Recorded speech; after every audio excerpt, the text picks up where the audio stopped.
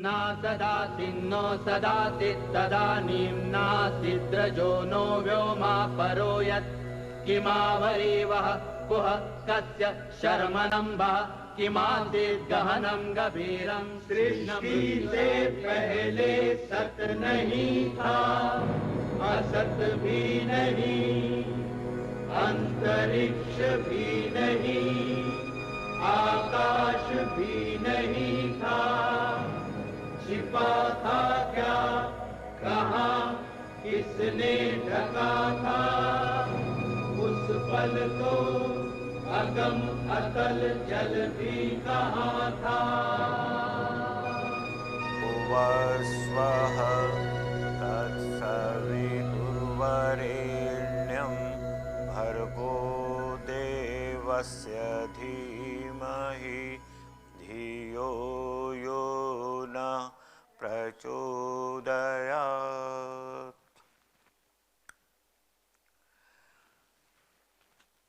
ऋग्वेद के विषय में आप सबको पता है। ऋग्वेद संसार के पुस्तकालय का सबसे पहला ग्रंथ, सबसे पहली पुस्तक मानी जाती है और न केवल भारतीय विद्वानों ने अपितु पाश्चात्य विद्वानों ने भी इस सत्य को स्वीकार किया है और इसलिए ऋग्वेद का महत्व सर्वोपरि हो जाता है। ऋग्वेद में और अन्य वेदों में नाना प्रकार की शैलियों का आश्रय लेकर जो सत्य है, ज्ञान है, विज्ञान है, उसको प्रतिपादित करने का, उसको स्पष्ट करने का प्रयत्न किया गया है। अनेक शैलियाँ हैं वेद की, कहीं प्रश्नोत्तर शैली है, कहीं प्रहेलिकाएँ हैं, कहीं व्याख्यानात्मक है, कहीं वर्णनात्मक है, कहीं विधि निषेधात्मक है, अलंकार शैली है। अनेक प्रकार की शैलियों में जो संसार का सत्य है, जीवन का सत्य है, उसको प्रतिपादित किया गया है। एक हमारे अध्ययन का प्रमुख विषय होता है दर्शन। दृश्यते अनेन इति दर्शनम। आप जानते हैं, दर्शन आपने खूब पढ़ा है, स्वाध्याय किया है कि इस बाह्य संसार को और इस बाह्य संसार के अंदर जो आंतरिक संसार है उसको देखना, उसको जानना, उसको समझना। और इसलिए इसमें दो तीन मुख्य विषय होते हैं जहाँ दर्शन का चरमोद्देश्य, अंतिम लक्ष्य मोक्ष की प्राप्ति, अमृतत्व की प्राप्ति, मुक्त होना, बंधनों से छुटकारा प्राप्त करना, परम सत्य का साक्षात्कार करना, परम तत्व को पहचानना, जानना, ये सारा का सारा दर्शन का विषय है। लेकिन उसमें एक विषय निश्चित रूप से प्रत्येक दर्शन में उस पर विचार किया जाता है कि इस सृष्टि की उत्पत्ति कैसे हुई, इस संसार का निर्माण कैसे हुआ, कौन है इसका निर्माता, कैसे कैसे वो इसका निर्माण करता है। इस दृष्टि से ऋग्वेद के 4-5 सूक्त बड़े महत्वपूर्ण माने जाते हैं, जिनमें सृष्टि प्रक्रिया का वर्णन है। एक पुरुष सूक्त है, एक हिरण्यगर्भ सूक्त है, एक वाक सूक्त है और उसी तरह से सबसे महत्वपूर्ण सूक्त के रूप में नासदीय सूक्त की गणना होती है। दर्शन में आपने दो शब्द कई बार सुने होंगे, एक सत्कार्यवाद और एक असत्कार्यवाद। सत्कार्यवाद का अभिप्राय है कि कार्य अपने कारण में पूर्व से ही सत अर्थात विद्यमान है। सांख्यकारिका का, सांख्य दर्शन का जब आप अध्ययन करते हैं तो उसमें सबसे प्रमुख जो चिंतन का विषय होता है वो सत्कार्यवाद। कार्यम स्व कारणे पूर्वतः विद्यते इति ये वदन्ति तेषां वादः सत्कार्यवादः, कार्य अपने कारण में पूर्व से ही विद्यमान रहता है, केवल वो प्रकट होता है, उसका प्रकटीकरण होता है, प्रकाशीकरण होता है, नई उत्पत्ति नहीं होती। बल्कि जो था, जैसे मान लीजिए राख है ऊपर और उसके नीचे अग्नि दबी हुई है, हमको दिखाई नहीं दे रही है, और हम जैसे ही हवा करते हैं तो सारी राख उड़ जाती है और अग्नि दिखाई देने लगती है। तो अग्नि तो थी उसमें, यदि उसमें अग्नि न होती तो उसका प्रकटीकरण नहीं हो सकता था। इसी प्रकार से सांख्य दर्शन के जो आचार्य हैं उनका ये मानना रहता है कि कार्य अपने कारण में सत है। दूसरा एक विषय है असत कार्यवाद। असत कार्यवाद का अभिप्राय है कि कार्य अपने कारण में पूर्व से विद्यमान नहीं था, वो उत्पन्न हुआ है। उत्पन्न होना और प्रकट होना, इन दोनों में अंतर है ना। जो पहले से ही विद्यमान वस्तु है उसका प्रकाशीकरण करना, ये सत्कार्यवाद, और पहले से जो नहीं था उसका उत्पन्न होना, उसका दिखाई देना, उसका नया आविर्भाव होना, ये असत्कार्यवाद। नासदीय सूक्त में देखे इन दोनों का समन्वय किया गया है। सत्कार्यवाद और असत्कार्यवाद दोनों को मिला करके नासदीय सूक्त में उसकी व्याख्या, समीक्षा और उसका संदेश दिया गया है। देखिए, सूक्त का नाम ही आपको स्पष्ट होना चाहिए, अस्ति इति सत्, न असत असत, न असत नासद। अस्ति इति सत्, न सत असत, न असद नासद, और नासदस्य भावः नासदीयः। कौन सा प्रत्यय इसमें? नासदीय में कौन सा प्रत्यय है व्याकरण का? छ प्रत्यय। छ को ईय कैसे होता है? आयने ईय फड़ग जगाम जिन्हाम, तो इससे ईय आदेश होकर के ये बन गया नासदीय। तो नासद, इसमें दोनों शब्द छिपे हुए हैं, असत कार्यवाद भी छिपा हुआ है और सत्कार्यवाद भी छिपा हुआ है। अब देखिए ये उसकी कितनी भावपूर्ण व्याख्या करते हैं। इसके जो ऋषि हैं वो परमेष्ठी प्रजापति हैं।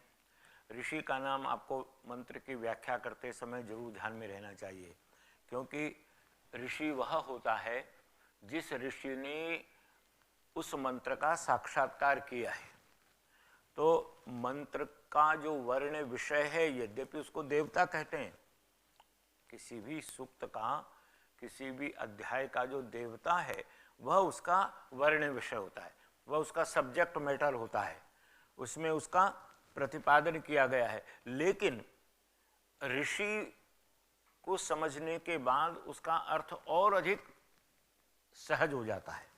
इसलिए यहाँ परमेष्ठी प्रजापति ऋषि है और देवता है सृष्टि स्थिति प्रयत्न करता परमात्मा, अर्थात परमेष्ठी प्रजापति स्वयं इस सृष्टि की उत्पत्ति किस प्रकार से हुई, इस विषय का प्रतिपादन इन ऋचाओं में, इन मंत्रों में कर रहे हैं।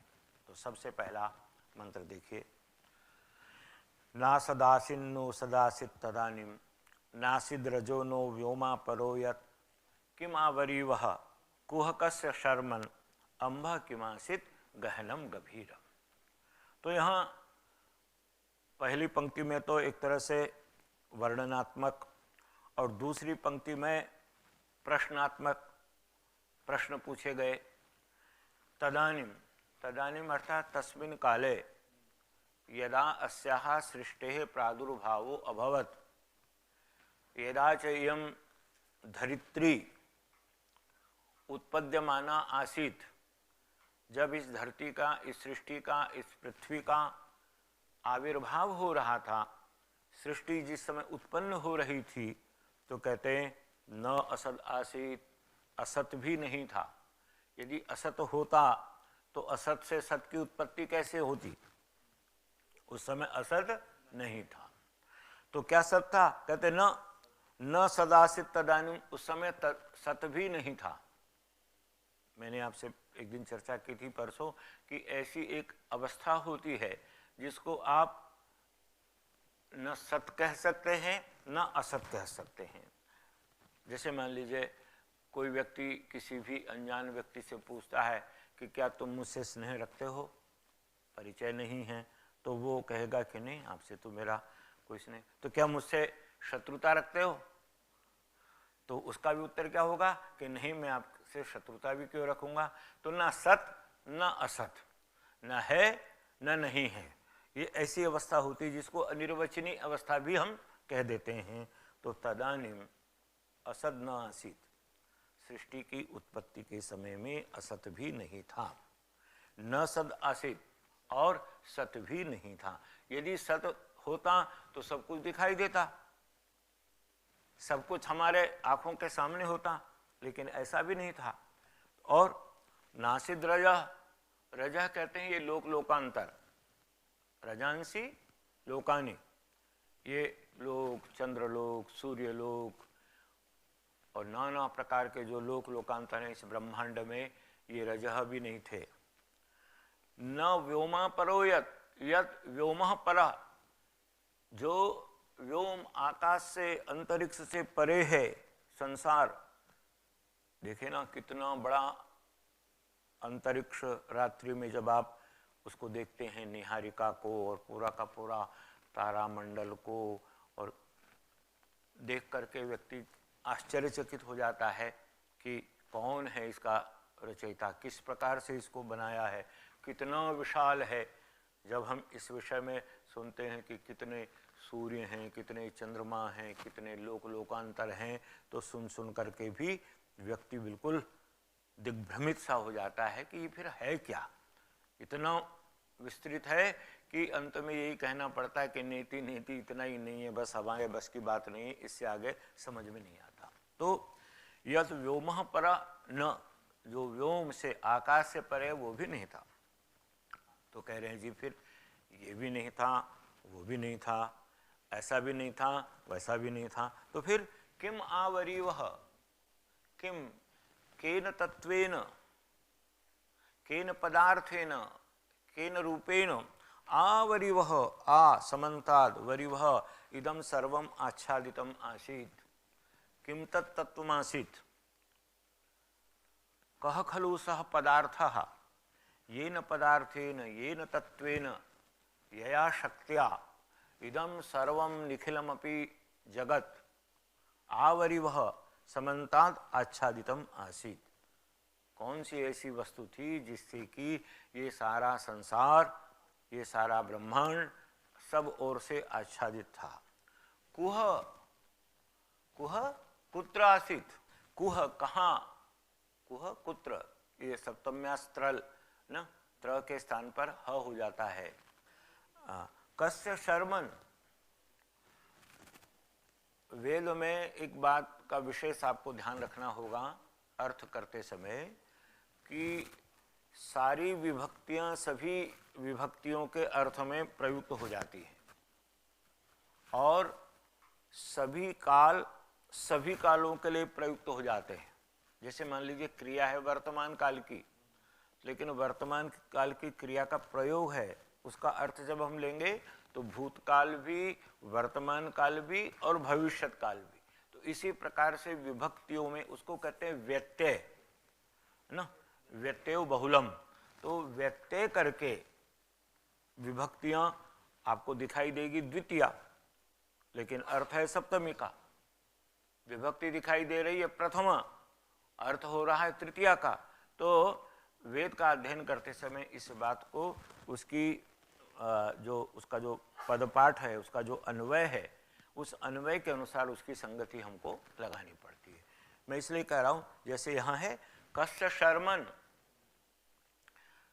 शर्मन यहाँ पर प्रथमा विभक्ति दिखाई दे रही है, लेकिन यहाँ सप्तमी है। कस्य शर्मणि, अर्थात किसके आश्रय में, किसके सहारे से, किसके अवलंब से, किस आधार से ये सारा संसार खड़ा था। कस्य शर्मन, किसके आश्रय में था। फिर कहते हैं किम अंभ आसित गहनम गभीरम, किम गभीरम गहनम अंभ आसित, क्या उस समय, और ये भी आपने सुना होगा कि सृष्टि की उत्पत्ति से पहले सर्वत्र जल ही जल होता है। अपएव सर्जादौ, लिखा है ना कि आदौ, प्रारंभ में परमात्मा ने, ब्रह्मा ने, प्रजापति ने अपएव सर्ज, जल का ही निर्माण किया। और इसीलिए एक कल्पना की जाती है कि भगवान ने कौन सा अवतार लिया, नहीं मत्स्य अवतार, वराह अवतार लेकर के पृथ्वी को ऊपर लेकर के आए अपने दाढ़ों में पकड़ करके। इस प्रकार की कल्पना हमारे विद्वानों ने कर ली है ना। इसका अभिप्राय क्या है कि ये जो पृथ्वी है, ये सृष्टि है, ये जलमग्न थी, जल के अंदर थी। आपने यदि जयशंकर प्रसाद का नाम सुना होगा, उनका कौन सा महाकाव्य है, कामायनी। हाँ, तो कामायनी महाकाव्य में यही वर्णन है, नीचे जल था, ऊपर जल था, नीचे भी पानी था, ऊपर भी पानी था, सर्वत्र जल ही जल था, और उसमें ये पृथ्वी समाई हुई थी। और जो मनु है वो ऊपर बैठ करके मानो हिमालय पर ये सारा का सारा दृश्य देख रहा था कि किस प्रकार से जल में पृथ्वी समाहित है और उसमें से किस प्रकार से वो ऊपर निकल करके आ रही है। तो आज भी विद्वान इस बात को मानते हैं कि सारी जो पृथ्वी है इसका बहुत बड़ा हिस्सा जल है और बहुत कम हिस्सा उसकी तुलना में पृथ्वी है, भूमि है। तो समझ में आ गया। केवल प्रश्न पूछे इसमें कि क्या, कौन ऐसा तत्व था जिसने सब कुछ ढक रखा था, ये कहाँ था, किसके आश्रय में था, क्या चारों ओर जल ही जल विद्यमान था, जल के अंदर ही ये पृथ्वी छिपी हुई थी। और ये जल प्रलय शब्द लोक व्यवहार में आता है। जब प्रलय होती है तो सब कुछ जल में डूब जाता है, जल के अंदर ही समाहित हो जाता है, और जब पृथ्वी उत्पन्न होती है तो उसी में से प्रकट होती है। चलिए आगे। न मृत्युरासिद अमृतम न तरही, न रात्र्या अन्नः आसिद प्रकेतः, आनीद अवातम स्वधया तदेकम, तस्मादन्यन्न परः किंचना सः। बहुत सरल है वैसे। न मृत्यु आसित, कहते हैं उस समय मृत्यु नहीं थी। तो जब मृत्यु नहीं थी तो अमृतम न तरही, तो अमृत भी नहीं था। लेकिन कुछ चीजें सापेक्ष है, सुख है तो दुख है, दुख है तो सुख है, दिन है तो रात्रि है, रात्रि है तो दिन है, अंधकार है तो प्रकाश है, प्रकाश है तो अंधकार है। ये सारे के सारे शब्द सापेक्ष है ना। मान है, अपमान है, अपमान होगा तो मान होगा।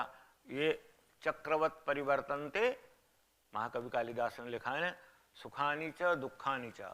जैसे रथ का पहिया घूमता रहता है, इसी प्रकार से मानव के जीवन की सुख दुख आदि की दशाएं भी परिवर्तित हो। वहाँ बड़ा सुंदर लिखा है, तस्यात्यंतम सुखम उपनतम दुखम एकांततो वा नीचैर्गच्छत्युपरि च दशा चक्र नियमित क्रमेण।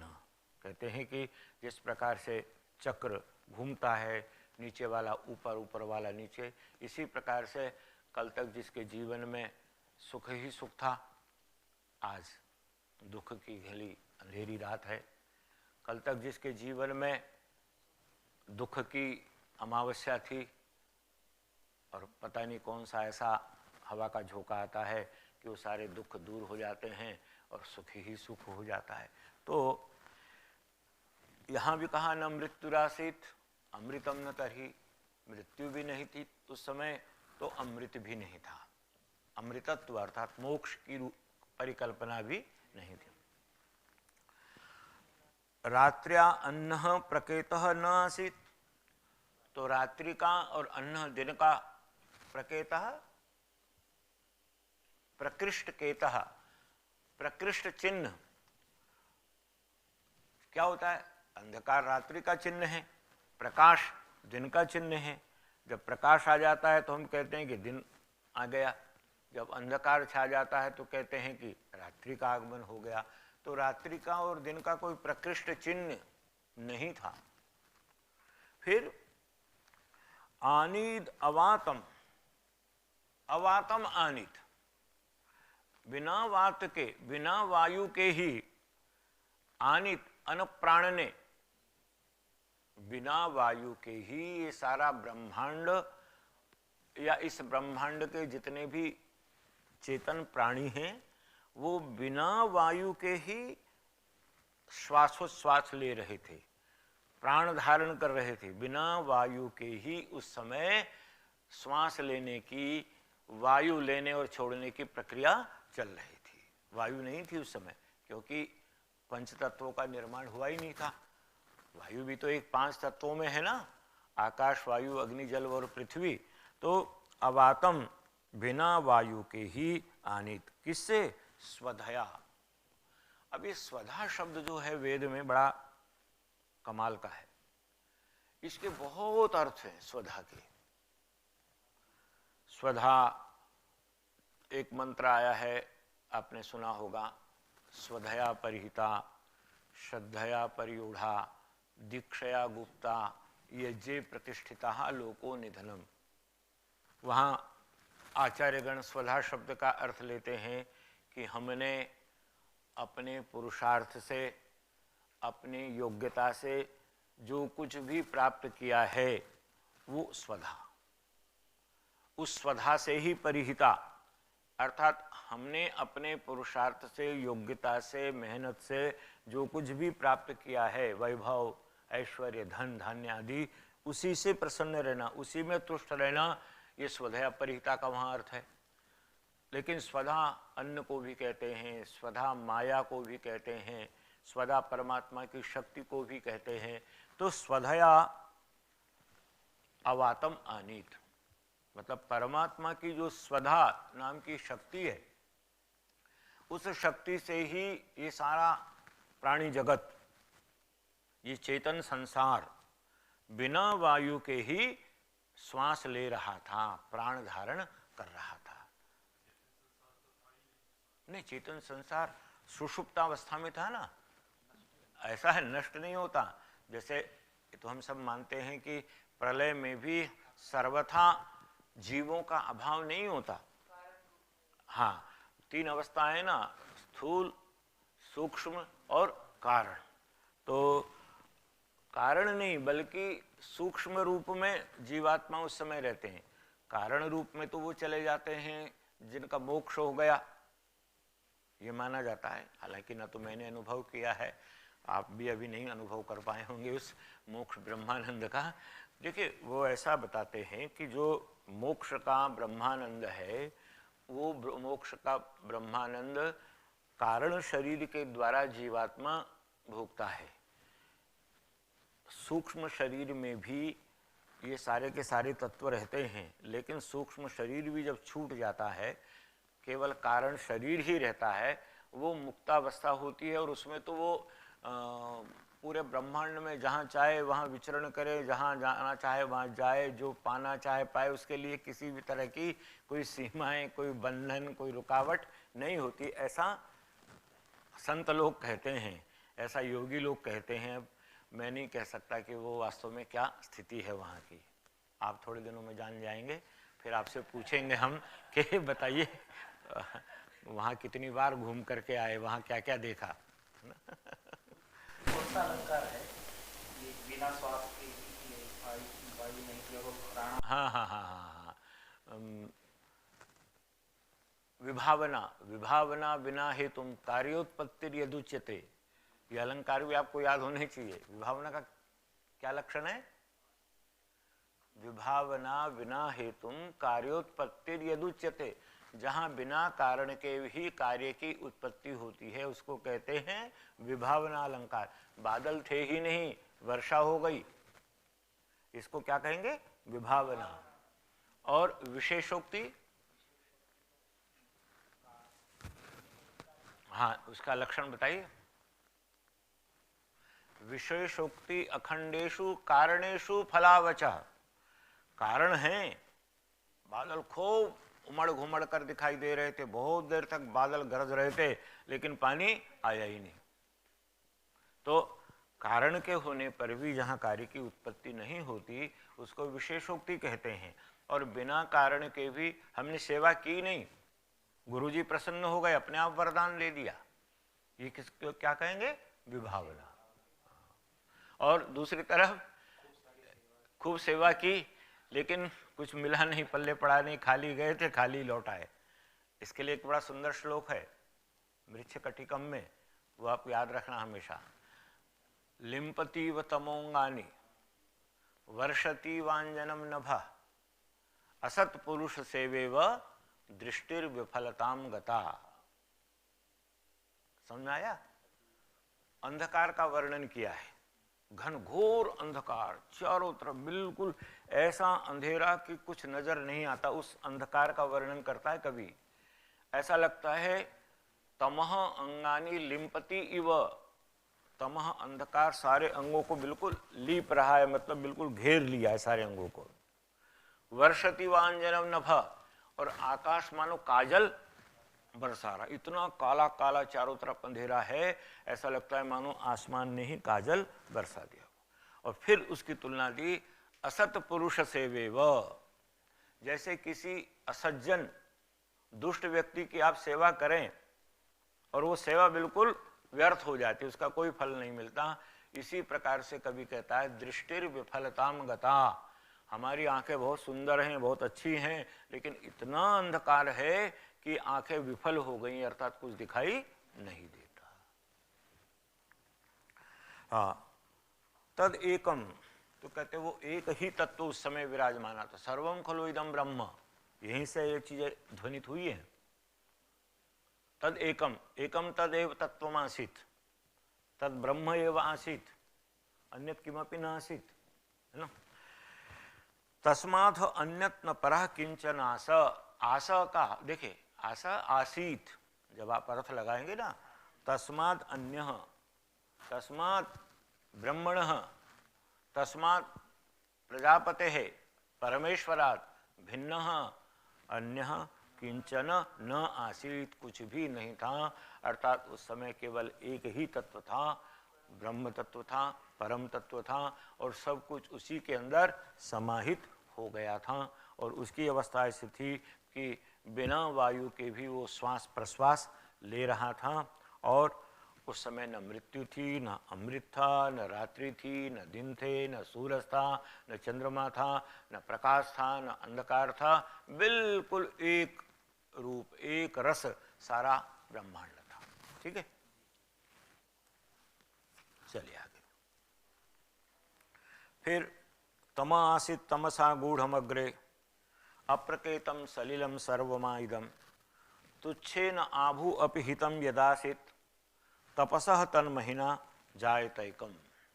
एक एक शब्द को ध्यान से समझेंगे ना तो आपको उसकी व्याख्या करने में कोई कठिनाई नहीं होगी। कहते हैं तमसा गूढ़म तमः आसीत,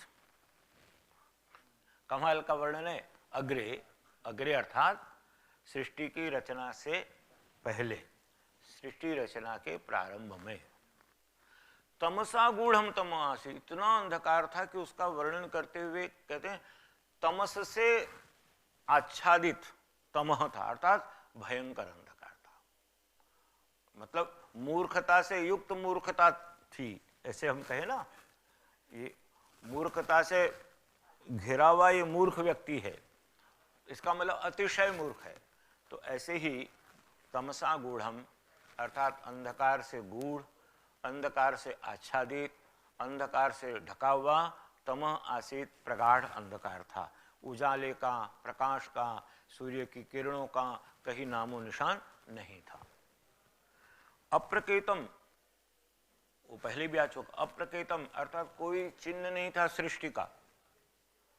देखिए आप कहीं भी जाते हैं, मान लीजिए भयंकर घनघोर वन में, घनघोर अंधकार में जा रहे हैं, तो आपको यदि कहीं दूर से कोई छोटा सा जुगनू जैसा प्रकाश चमकता हुआ दिखाई देगा, एकदम आंखों में आशा की किरण आ जाती है, हाँ कुछ है, ये चिन्ह दिखाई दे रहा है, इसका मतलब है कि अत्र कोपी निवसति, अत्र प्रकाशः अस्माभिः अवलोक्यते, तस्मात् सिद्ध्यति यत् अत्र जनानां निवासः वर्तते।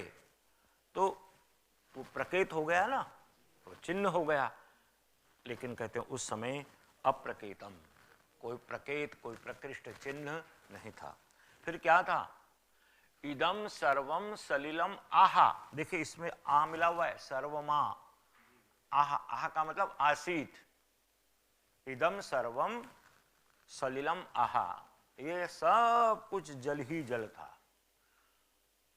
आप जब शाकुंतल नाटक पढ़ते हैं तो उससे सबसे पहला जो श्लोक है मंगलाचरण का, जर्मन का महाकवि गेटे तो कहता है कि ऐश्वर्य यदि वांछसी स्वर्लोक भूलोकयोः, हे मानव यदि तुम स्वर्ग और भूलोक दोनों का ऐश्वर्य एक ही स्थान पर प्राप्त करना चाहते हो, शाकुंतलम सेव्यताम, शाकुंतल का अध्ययन करो। तो उसमें सबसे पहला जो श्लोक है मंगलाचरण का वो मैं आपको सुनाता हूँ। या सृष्टि सृष्टुराद्या वहति विधिहुतम या हवीर्या च होत्री, ये द्वे कालम विधत्तः श्रुति विषय गुणा या स्थिता व्याप्त विश्वम, यामाहु सर्वबीज प्रकृतिरितिया प्राणिनः प्राणवन्तः, प्रत्यक्षाभि तनुभि प्रपन्नः अवतु वह ईशः। तो ईशः वह अवतु, वो परमात्मा आप सबकी, वह का मतलब आप सब, न का मतलब हम सब, आप सबकी रक्षा करे। तो उसकी अष्टमूर्ति की कल्पना की गई है, 8 चीजें। उन 8 में सबसे पहली जो मैं आपको बताना चाहता हूं, या सृष्टुहु आद्या सृष्टि। सृष्टु सृष्टि का एक वचन है ना, जो सृष्टा की, रचयिता की सबसे पहली रचना है, अर्थात जल। या सृष्टुहु आद्या सृष्टि ही। या स्थिता व्याप्य विश्वम, जो सारे विश्व को व्याप्त करके स्थित है, अर्थात सृष्टि की उत्पत्ति से पहले सर्वत्र जल ही जल था। वो परमात्मा ने सबसे पहला तत्व बनाया ना। फिर आगे उसकी व्याख्या है, वो प्रकारांतर हो जाएगा। तो उस समय इदम सर्वम सलिलम आहा, ये करना चाहिए। आहा ब्रैकेट में लिखे आसीत, अर्थात था। उस समय सब कुछ जल ही जल था। तुच्छेन आभू अपिहितम यदासित, यद जो, आभू, आभू का मतलब असमन्तात भवति इति आभू। हाँ, जैसे विभू शब्द होता है ना, विशेषेण भवति इति विभू। आभू का मतलब असमन्तात भवति इति आभू, अर्थात ये सारा संसार, ये सारी सृष्टि, ये सारी दुनिया, ये सारा जगत क्या था? तुच्छेन। तुच्छ किसे कहते हैं? देखिए ऐसा है कि किसी के पास 1 2 3 4 कुछ है तो कुछ है, और जो बिल्कुल तुच्छ का मतलब कुछ भी नहीं। कुछ भी नहीं किसको कहते हैं? शून्य को। हाँ, शून्य, अर्थात ये कहते हैं ना, पहले शून्य ही शून्य था।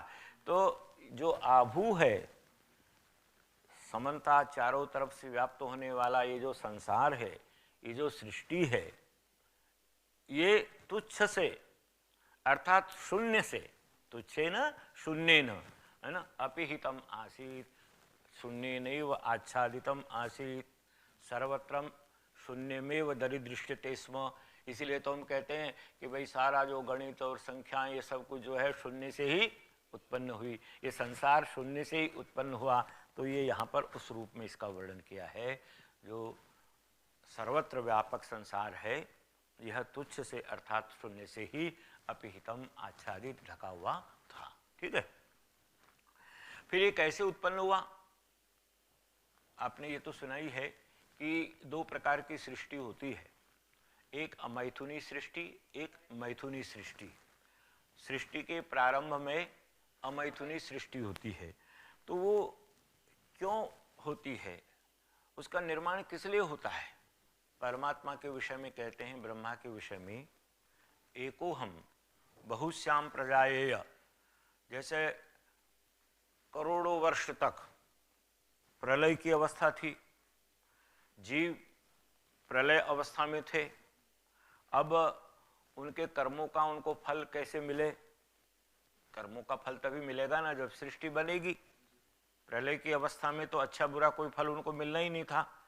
तो उस समय जो ब्रह्म है, कहते हैं कि उनके मन में एक, हम मानवों के मन में तो होता है इच्छा, एक बज जाएगा तो आपके मन में इच्छा जागृत हो जाएगी कि भाई भोजन का समय हो गया, अब भोजन मिलना चाहिए, अब वस्त्र मिलने चाहिए, अब शयन का समय हो गया है, बिस्तर मिलना चाहिए। लेकिन परमात्मा तो अकाम है। परमात्मा के विषय में कहते हैं कि उसकी कोई इच्छा नहीं है। तो उसकी जो इच्छा है उसको क्या कहते हैं? हाँ, एक संकल्प भी उसके लिए शब्द प्रयुक्त होता है। एक जो दार्शनिक शब्द है ईक्षण, मतलब वो इच्छा नहीं करता, वो ईक्षण करता है। इच्छा होती है अपने लिए, ईक्षण होता है सबके लिए। ईक्षण सबके कल्याण के लिए कि भाई दरवाजा खुलना चाहिए, सब भोजन करें, भोजन बनना चाहिए, सारे सन्यासियों को, ब्रह्मचारियों को, विद्वानों को भोजन मिले, ये हो गया ईक्षण। और मुझे भोजन मिले, मेरे लिए ये चीज हो जाए, तो ये व्यक्तिगत जो है वो इच्छा। बहुत थोड़ा सा महीन अंतर है इन शब्दों में, ज्यादा अंतर नहीं है। तो उसी के लिए एक दूसरा पर्यायवाची शब्द है जो यहां प्रयुक्त है, तपसः। तपस कहते परमात्मा तपस करता है, ईक्षण करता है, अर्थात जीवात्माओं के कर्मों के फल को प्रदान करने के लिए उसके मन में एक भावना, एक संकल्प, ईक्षण, तपस जागृत होता है। और कहते हैं तपसः महिना, अर्थात परमात्मा का जो तपस है, संकल्प है, ईक्षण है, उसकी महिमा से एकम अजायत, एकम अनेकम अजायत, जो एक तत्व था वो अनेक रूपों में विभक्त हो जाता है। वेदांत दर्शन का मूल इन्हीं मंत्रों में छिपा हुआ है। वेदांत ये तो कहता है ना कि उस ब्रह्म से ही सब कुछ उत्पन्न हुआ और अंत में सब कुछ ब्रह्म में ही समाहित हो जाएगा। जैसे कबीर ने क्या लिखा, कबीर भी इसी वेदांत के मानने वाले थे। जल में कुंभ है, कुंभ में जल है, बाहर भीतर पानी, फूटा कुंभ जल जल ही समाना, यह कथ्यो ज्ञानी। कबीर कहते हैं कि जल में कुंभ है, कुंभ में जल है ना, मतलब जैसे घड़ा है तो घड़े में भी पानी है, घड़े के चारों तरफ भी पानी है, और जब घड़ा टूट जाएगा तो उसका जल पूरे जल में ही समाहित हो जाएगा। तो इसी तरह से एक तो है ब्रह्मांड, एक है पिंड। तो इस पिंड में ये जीवात्मा है, ये पिंड जब टूट जाएगा तो ये जीवात्मा जो है उसी परमात्मा में अर्थात उस ब्रह्म में ही विलीन हो जाएगी। वेदांती परमात्मा में और जीवात्मा में क्या भाव स्वीकार करते हैं? अंश अंशी भाव। ये उसका अंश है और वो अंशी है। जैसे अवयव अवयवी, शाखा शाखी ना, देह देही। तो ऐसी प्रकार से ये जो 1 2 3 4 5 6 और 4 10 और ये सब उसी ब्रह्मांड के छोटे छोटे अंश हैं, छोटे छोटे उसके टुकड़े हैं, उसी में से पैदा हुए हैं, इनका मानना है। हम नहीं मानते इसको कि और ये उसी में फिर मिल जाएंगे। तो कहते हैं महीना एकम अजायत, अर्थात उस परमात्मा ने तप किया, ईक्षण किया ना, कामना की एक तरह से स्थूल भाषा में, और उससे जो एक ब्रह्म था वो अनेक रूपों में विभक्त हो गया। ठीक है, समझा है ना ये? हाँ, यद आभू हो, जो आभू अर्थात सर्वत्र व्यापक है। आभू की व्याख्या करते हैं आसमन्तात् भवति इति आभू, जो सर्वत्र व्यापक है। ऐसा यह संसार, यह सृष्टि, यह ब्रह्मांड तुच्छेन अर्थात शून्येन, शून्य नामकेन तत्वेन, है ना, अपिहितम आसीत, आच्छादितम आसीत, ढका हुआ था, घिरा हुआ था। और तत् वह एकम एक ही तपसः महीना अर्थात उस प्रजापति के, ब्रह्म के, परमपिता परमात्मा के तपस की महिमा से अर्थात उन परमात्मा के ईक्षण से, उनकी शिश्रिक्षा, देखिए इसके लिए एक शब्द ये भी आता है शिश्रिक्षा, स्रष्टुम इच्छा शिश्रिक्षा, तो परमात्मा की जो शिश्रिक्षा थी, सृजन की जो चाह थी, देखिए कोई भी काम बिना चाहना के तो नहीं होगा ना। हाँ, हम जब पुष्पक विमान के विषय में सुनते हैं तो ये सुनने को मिलता है कि पुष्पक विमान की जो ड्राइविंग सीट थी उस पर जो बैठ जाता था तो उसको कुछ करना नहीं पड़ता था, मतलब उसको हाथ पैर कुछ हिलाने नहीं पड़ते थे, बस उसके मन में जो भावना है कि अब ये मेरा विमान अयोध्या में जाना है, बस राम जी उस गद्दी पर बैठे हुए हैं और उन्होंने सोच लिया कि ये जाना है। और ये आज हो रहा है, कहाँ हो रहा है, कैसे? गाड़ियों में कर रखा है, ऐसे ऑटोमेटिक सिस्टम से होगा कि बिना ड्राइवर के चलती हैं वो भी चलती हैं। और हम रोज वैसे देखते हैं ना, सेंसर होता है। अब जैसे आप जाएंगे, दरवाजा खुल जाएगा, लाइट अपने आप जल जाएगी, आप वहां से हट गए तो लाइट अपने आप बंद हो जाएगी। ये तो आजकल बहुत सब जगह हो गया है। हाँ, हाथ दीजिए पानी आने लगता है। तो इसी तरह से कहते हैं कि उस परमात्मा की जो तपस थी, मतलब उसका छोटा छोटा रूप तो हमको दिखाई दे रहा है ना, और फिर वो तो सबसे बड़ा है, बड़ों का भी बड़ा है। उसकी तो इच्छा का क्या कहना, उसके तो सोचते ही सब कुछ पल में प्रलय हो जाती है, पल में संसार बन जाता है। चलिए आगे, ये बहुत ही महत्वपूर्ण मंत्र है चौथा। कामस्तदग्रे समवर्तताधि मनसो रेतः प्रथमं यदासीत् सतो बंधुम असति निरविंदन हृदि प्रतिष्ठा कवयो मनीषा। कहते हैं उसी बात को फिर अब दूसरे ढंग से प्रस्तुत किया। अग्रे सृष्टि रचना प्राक, सृष्टि की रचना से पहले क्या था?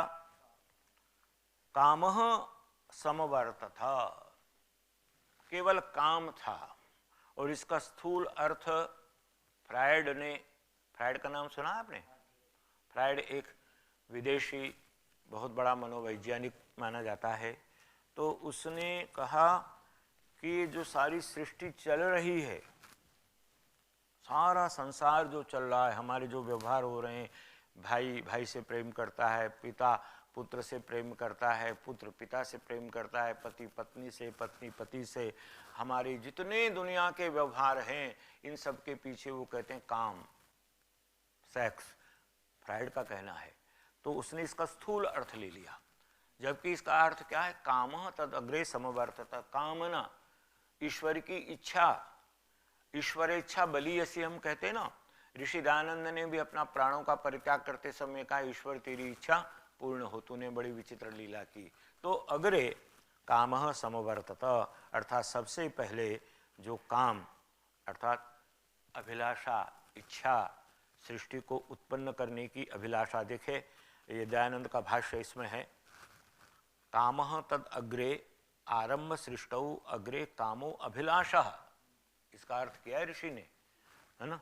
यद मनसः अधि समवर्तत यत खलु मनसो अभ्यंतरे प्रसिद्धो जाता।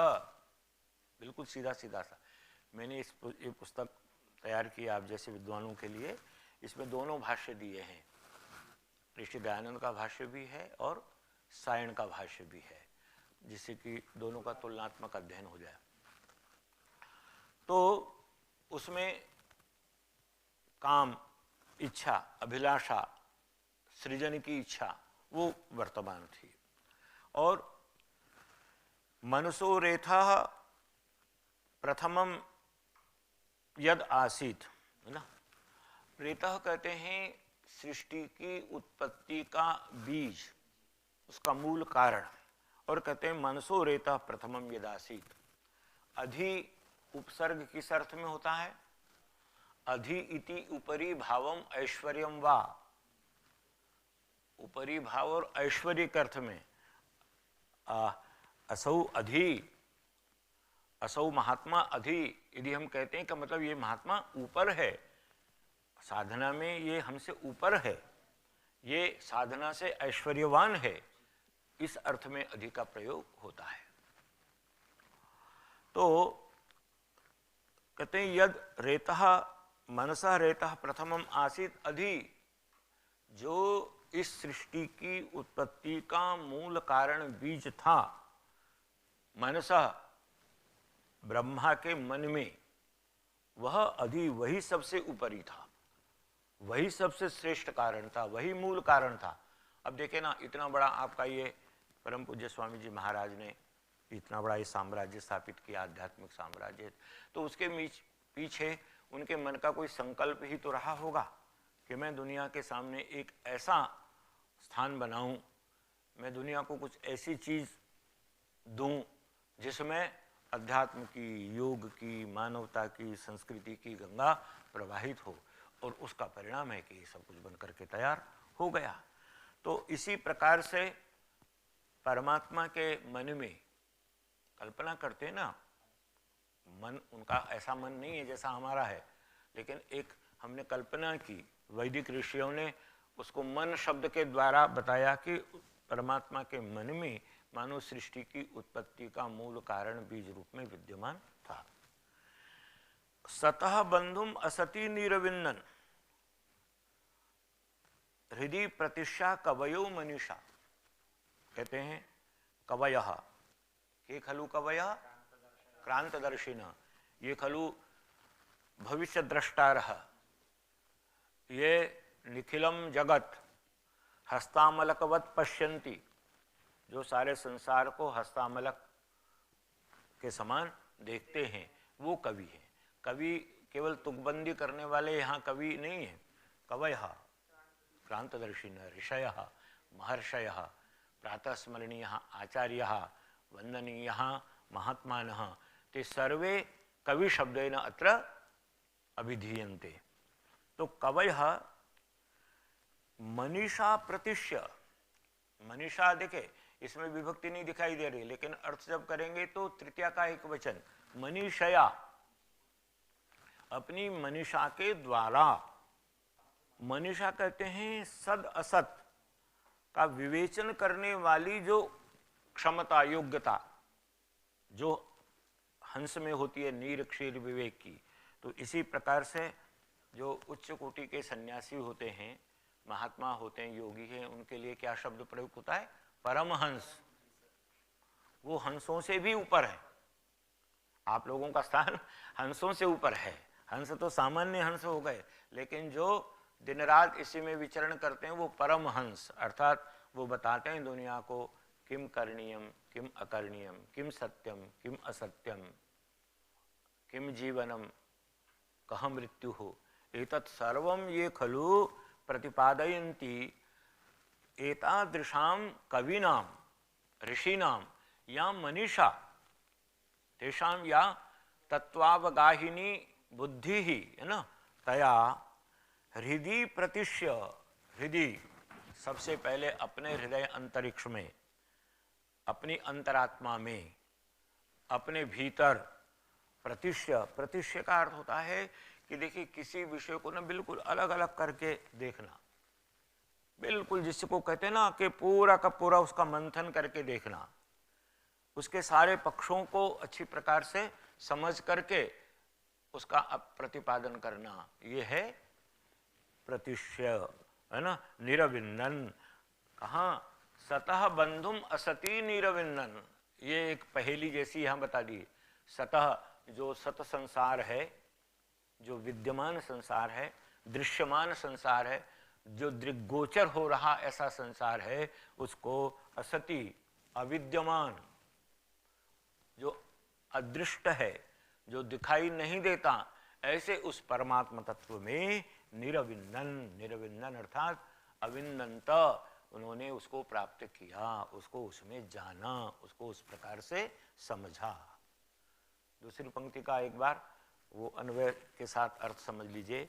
कवयः अर्थात क्रांतदर्शी ऋषि महर्षियों ने, तत्वद्रष्टाओं ने, मनीषा अपनी विमल निर्मल बुद्धि के द्वारा, हृदय प्रतिष्य अपने हृदय रूपी अंतरिक्ष में, हृदय रूपी सरोवर में, हृदय रूपी गुफा में प्रतिष्य उसका ठीक ठीक प्रकार से विवेचन करके सतह बंधुम जो विद्यमान संसार है, जो दृग्गोचर हो रही है सृष्टि, उसको बांधने वाले तत्व को असति निरविंदन, असत अर्थात जो दृश्यमान नहीं है, जो अदृश्य है, अगोचर है, ऐसे उस ब्रह्म में उसको निरविंदन जाना।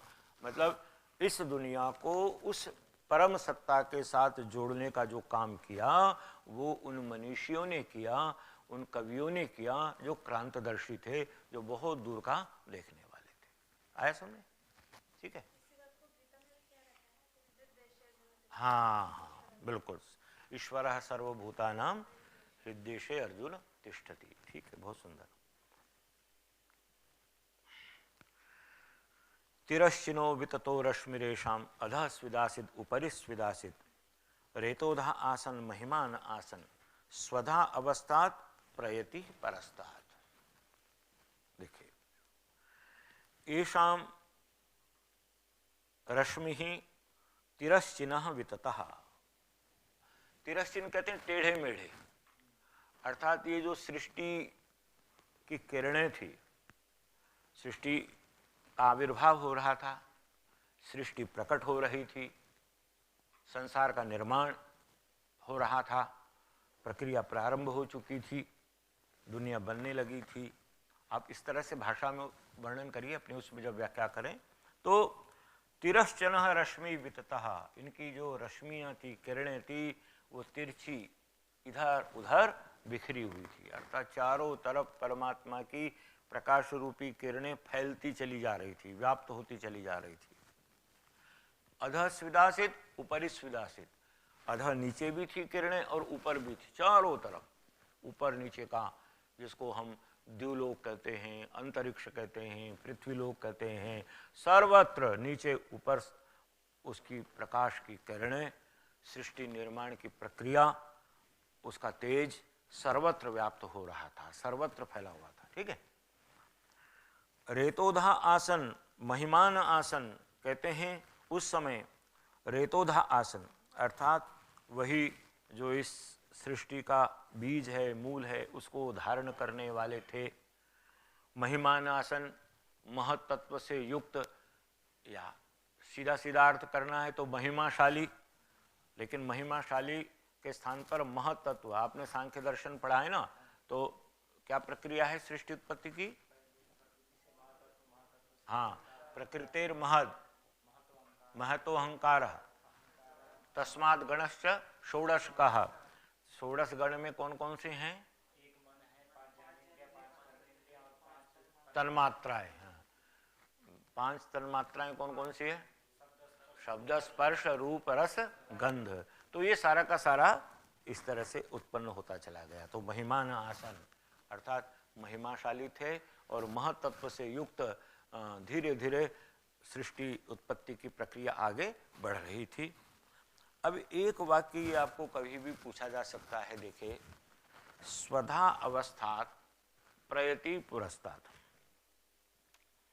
संसार में 2 सत्ताएं हैं, ईश्वरी सत्ता को हम अलग कर लें, उसके अतिरिक्त 2 सत्ताएं हैं। एक चेतन जीव जगत, प्राणी जगत है, और एक जड़ जगत है। अब मान लीजिए, कल्पना कीजिए कि यहाँ यदि इस कमरे में आग लग जाए तो पहले किसको बचाएंगे हम? मतलब ये पुस्तक और ये कैमरा वैमरा, इसकी हमको कोई चिंता नहीं होगी। हमारा प्रयत्न ये होगा कि आप सब सुरक्षित यहाँ से निकल जाएं। क्यों? ये क्यों होगा भाव ऐसा? क्योंकि जड़ संसार की अपेक्षा जो चेतन संसार है वो बहुमूल्य है, वो श्रेष्ठ है, वह उत्तम है। तो यहाँ यही बात कही। देखिए, स्वधा अवस्थात, स्वधा अर्थात जो भोग्य संसार है, एक तो है भोक्ता, एक है भोग्य। तो भोक्ता और भोग्य में श्रेष्ठ कौन होगा? भोक्ता। जैसे कई बार कह देते हैं ना कि अरे ये सब खा लो, नहीं तो ये पड़ी रहेगी, बेकार जाएगी खीर। तो उसका उत्तर दिया, अरे भाई तेरी खीर तो बेकार जाएगी, लेकिन इसको यदि खा लिया तो मैं बेकार हो जाऊंगा, तो इसलिए ये बेकार हो जाए कोई बात नहीं, लेकिन मैं तो काम कर रहा हूं। तो क्यों ऐसा कहा जाता है? क्योंकि मतलब जड़ संसार की अपेक्षा चेतन संसार महत्वपूर्ण है। यहाँ का स्वधा, स्वधा का मतलब भोग्य संसार, अवस्था नीचे है, निम्न है। और प्रयति ही, प्रयति प्रकृष्टम यतते इति प्रयति ही, प्रयत्न कौन करता है? चेतन करता है। तो इसलिए जो चेतन है, जीवात्मा है, जीव जगत है, चैतन्य संसार है, वो परस्तात्, वो उत्कृष्ट है। मतलब दोनों के होने पर जो चेतन जगत है, प्राणी जगत है, उसको श्रेष्ठ मान करके उसको अधिमान मिलेगा, और जो भोग्य संसार है उसको कभी भी अधिमान नहीं मिलेगा। तो ये समझ में आ गया ना? रेत अर्थात संसार की उत्पत्ति का जो बीज है, कारण है, उसको धारण करने वाले, और महिमानः, महिमा से युक्त, उसका फिर मैंने बताया कि महत् तत्व आदि से युक्त सारे के सारे जो तत्व थे वो सब धीरे धीरे आगे बढ़ने लगे, विद्यमान थे। और उसमें भी जो चेतन संसार है उसको उत्कृष्ट गौरव प्राप्त हुआ, और जो भोग्य संसार है, जड़ जगत है, वो निकृष्ट रहा। अब एक ये देख लीजिए, को अद्धा वेद क इह प्रवोचत कुत आ जाता कुत इयम विसृष्टिर अर्वाग्देवा अस्य विसर्जनेन अथा को वेद यत आ बभूव। देखिए फिर वही नेति नेति वाला स्वरूप आ गया। को अद्धा का मतलब निश्चयेन, कह अद्धा वेद, निश्चयेन कह वेद वेत्ति। इस संसार को निश्चय से इदम इत्थम, देखिए दो ही शब्द चलते हैं, इदम इत्थम, ये ऐसा है। तो कह वेद, कौन जानता है? कोई नहीं जानता। कह यह प्रवोचत, यह अत्र अस्याम संसदि अस्याम सभायाम, क प्रवोचत, कह खलु प्रकृष्टतया वक्तुम समर्थ। कौन प्रकृष्ट रूप से कह सकता है? कौन बता सकता है? कुत आ जाता, हम कहाँ से आए? कुत इयम विसृष्टि, विसृष्टि विविधा सृष्टि, विसृष्टि, ये विविध प्रकार की, नाना प्रकार की सृष्टि। एक सृष्टि का कोई एक रूप है? दुनिया का कोई भी व्यक्ति इस पूरी सृष्टि का वर्णन नहीं कर सकता। यदि एक ही विषय ले ले और कितने जन्म हो जाए तब भी नहीं वर्णन कर सकता। इस सारी दुनिया में कितने प्रकार के पुष्प हैं, कितने प्रकार के पेड़ पौधे हैं, कितनी वनस्पतियां हैं, कितने खाद्य पदार्थ हैं, कितने प्रकार के मानव हैं, कितनी बुद्धियां हैं, कैसे लोगों के जीवन स्तर हैं, कोई नहीं बता सकता।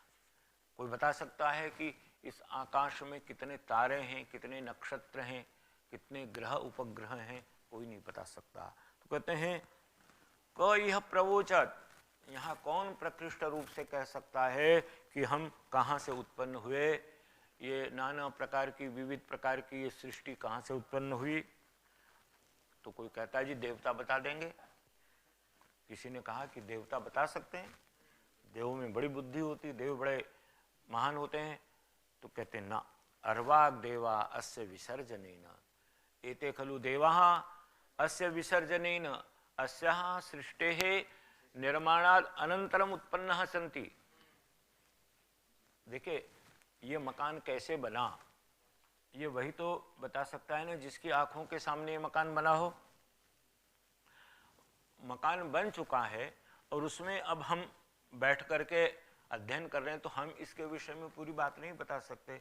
तो कहा कि देवता भी इसके विषय में पूरा वर्णन नहीं कर सकते, क्योंकि देवता अस्य विसर्जनेन अर्वाक, इसकी उत्पत्ति के बाद में आए हैं। पहले ये सृष्टि बन गई, फिर देवताओं का आगमन इस संसार धराधाम में होता गया, इसलिए ये भी पूरी तरह से वर्णन नहीं कर सकते।